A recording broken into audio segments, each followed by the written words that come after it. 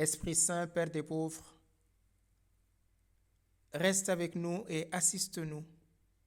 Ouvre notre cœur à l'intelligence des Écritures. Toi qui as parlé à travers les prophètes et par les prophètes, viens ce soir parler à travers nous. Viens disposer nos cœurs. Viens nous enseigner, toi l'enseignant par excellence. Que Notre-Dame de Cana, consolatrice des affligés, elle qui était là au milieu des apôtres, nous conduise et intercède pour nous, pour que nous soyons tout à Jésus. Amen. Nous continuons notre réflexion sur le prophète Élie. Élie, ce prophète qui a choisi d'être fidèle à Dieu, au moment où son peuple se pervertit, se prostitue en adorant les Baals. Élie a osé défier les 450 prophètes de Baal parce qu'il avait mis sa confiance en Dieu et il sait que Dieu ne peut pas abandonner son serviteur. Ce prophète Élie qui a fait descendre le feu du ciel va égorger les 450 prophètes de Baal. Mais Élie, comme tout homme, va être confronté à la peur. Jézabel, qui a appris ce que Élie a fait à ses prophètes, va dire à Élie,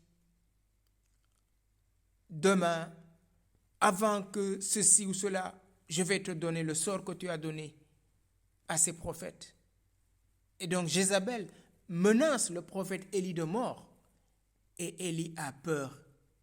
Et il va fuir devant la face de Jézabel jusqu'à demander la mort à Dieu en disant, je ne vaux pas mieux que mes pères. Ça n'est fini, prends ma vie. Et aujourd'hui, on va voir que Dieu ne peut pas donner et reprendre. Dieu est toujours là. C'est nous qui nous sentons abandonnés devant l'épreuve, mais Dieu est fidèle. Aujourd'hui, nous allons continuer notre méditation sur le prophète Élie qui reçoit la consolation de Dieu. Dieu visite Élie dans l'épreuve. Nous sommes au premier livre des Rois, chapitre 19, du verset 5 au verset 8. Élie se coucha et s'endormit. Mais voici qu'un ange le toucha et lui dit, « Lève-toi et mange. » Il regarda, et voici qu'il y avait à son chevet une galette cuite sur les pierres chauffées et une gourde d'eau. Il mangea et but, puis il se recoucha. Mais l'ange de Dieu revint une seconde fois, le toucha et dit, « Lève-toi et mange, autrement le chemin sera trop long pour toi. » Élie se leva, mangea et but, puis soutenu par cette nourriture, il marcha 40 jours et 40 nuits jusqu'à la montagne de l'Horeb. Oui, frères et sœurs, Dieu ne peut pas abandonner ses serviteurs. Au milieu des épreuves, au milieu des tribulations de ce monde, il nous envoie toujours son ange. Et voici ce que dit l'ange à Élie. Lève-toi et mange. Le toucher de l'ange exprime la proximité de Dieu, comme à Gethsémani. Dieu envoie son ange à Jésus, alors que sa sueur est comme des gouttes de sang. Oui, dans les épreuves, Dieu nous envoie toujours son ange pour nous consoler. Mais il nous arrive d'être tellement englués dans nos problèmes que tout semble se fermer devant nous et autour de nous. Nous ne sentons plus la consolation divine. Nous ne sentons plus la présence de Dieu. Et nous nous sentons abandonnés, comme si Dieu pouvait nous abandonner. lève-toi et mange, car le chemin est encore long. Mais Élie, accablé par la peur, accablé par la fatigue, Élie se recoucha.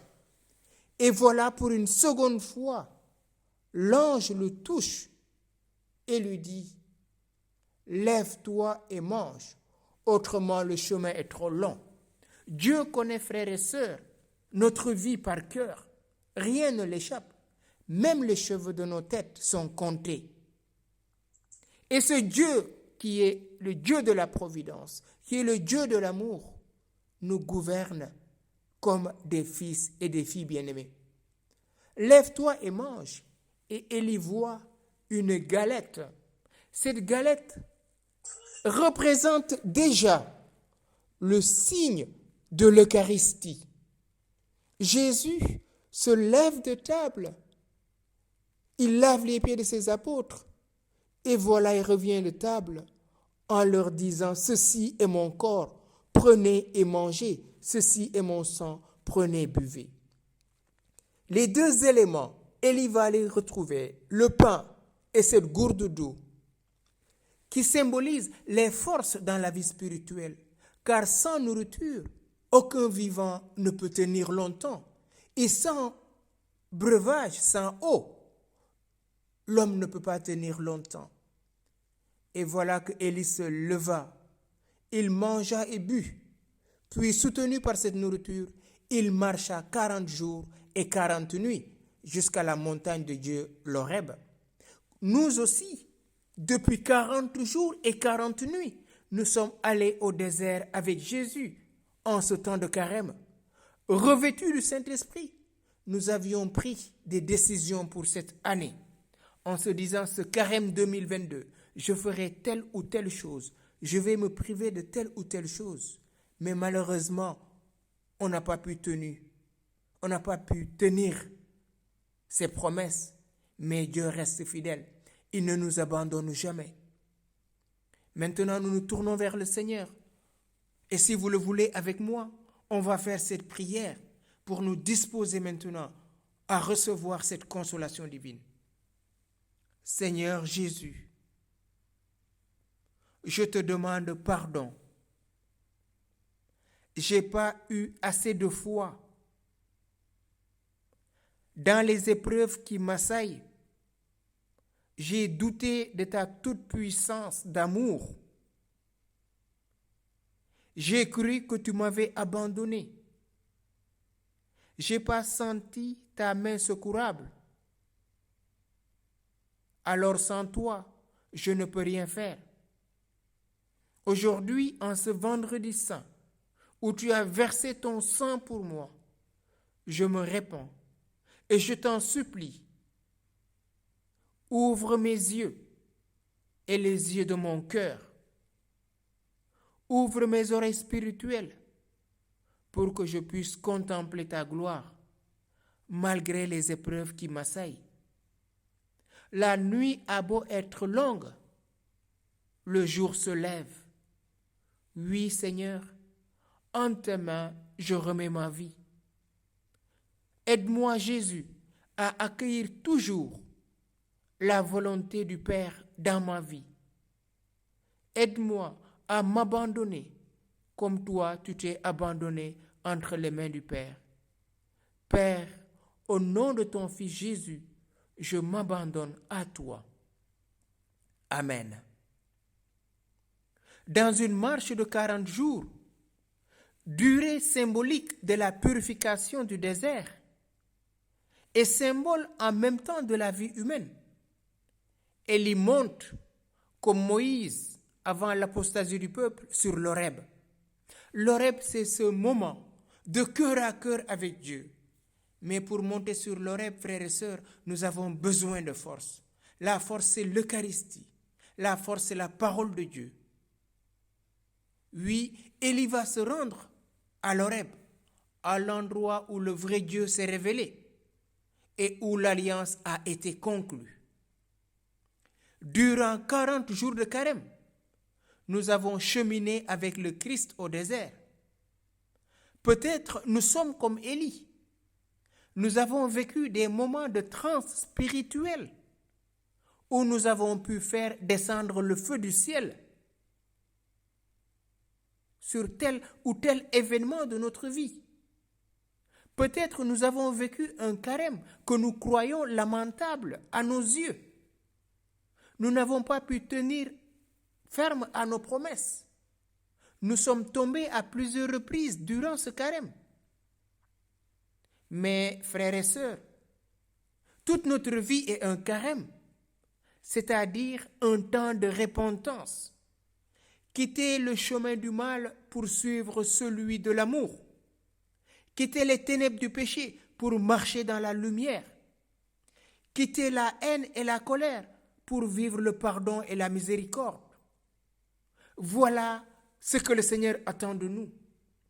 Et à chaque instant de notre vie, le Seigneur nous dit, venez à moi, vous tous qui peinez et ployez sous le poids du fardeau, et moi, je vous procurerai le repos. Oui, frères et sœurs, arrêtons de croire que la vie chrétienne, c'est de l'eau de rose. Oui, le Christ est glorieux, mais avant d'entrer sa gloire, avant d'entrer dans sa gloire, avant d'être glorifié par le Père, il est passé par la croix. Aujourd'hui, on nous prêche un Jésus victorieux, tout en oubliant la passion, la mort du Christ. Et cela, il l'a vécu pour toi, pour moi. Et comme nous le rappelle le prophète Isaïe, par ses meurtrissures, nous sommes guéris. Jésus a accepté d'être ligoté. Si c'est moi que vous cherchez, laissez-les partir. Et à 2 reprises, Jésus leur dit, Ego eimi, c'est moi. Et ils tombent. Car, frères et sœurs, personne ne peut mettre la main sur Dieu. Mais Dieu s'est fait homme. Il a accepté d'être ligoté pour que nous soyons délivrés de nos chaînes. Oui, ces soldats qui tombent symbolisent les chaînes qui tombent de nos mains, parce que Jésus les a acceptés sur ses mains. Jésus a accepté d'être flagellé. Il a livré son dos à ces coups de fouet qui ont sillonné tout son corps, laissant tout son corps dans les flux de sang, pour que nous aussi, par la souffrance que nous endurons dans notre corps, nous puissions dire comme Saint Paul, j'achève dans ma chair ce qui manque à la passion du Christ.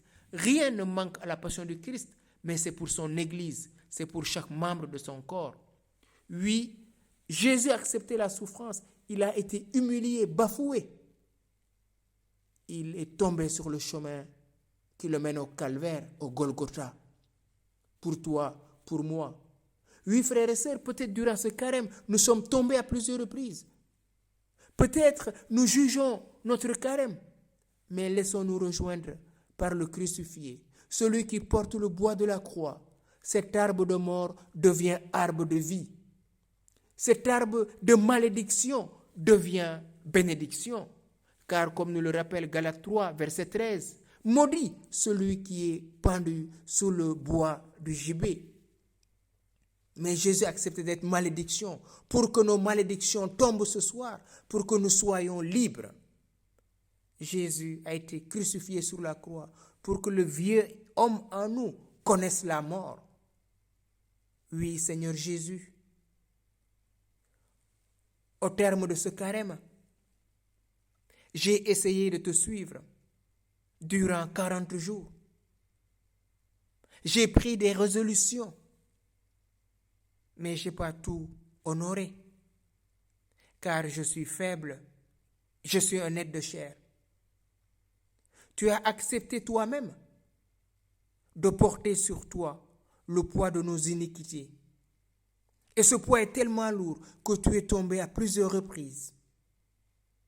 Ce soir, Seigneur, relève chacun de mes frères et sœurs qui tombent sur le chemin de la vie.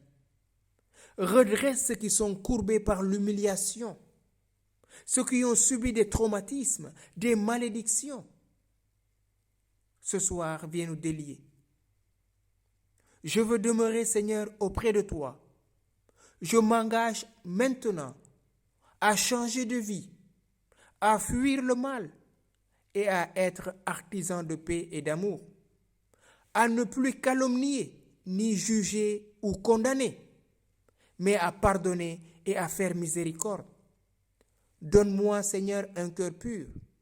Lave-moi de toute souillure, et je serai pur.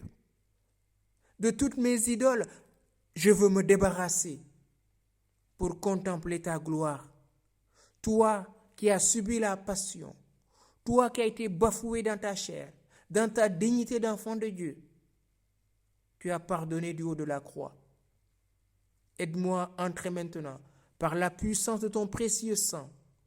Viens me purifier, viens purifier mes pensées et viens purifier mes lèvres afin que ma bouche puisse publier ta louange. Que mon ange gardien me rappelle constamment ma déclaration de ce soir et aide-moi à mettre en pratique au quotidien ta parole. Oui, Seigneur, ta grâce me suffit. Et aujourd'hui, je m'appuie sur toi, afin que mes faiblesses deviennent un lieu de miséricorde pour toi, pour que tu puisses déployer ta puissance de ressusciter dans ma vie et dans la vie de chacun de mes frères, pour faire de nous une créature nouvelle. Vierge Marie, Notre-Dame de Cana, toi qui as toujours dit oui à la volonté du Père, tu es restée debout au pied de la croix. Tiens-nous près de toi, maman, et ne permets jamais que les épreuves de ce monde nous séparent de toi.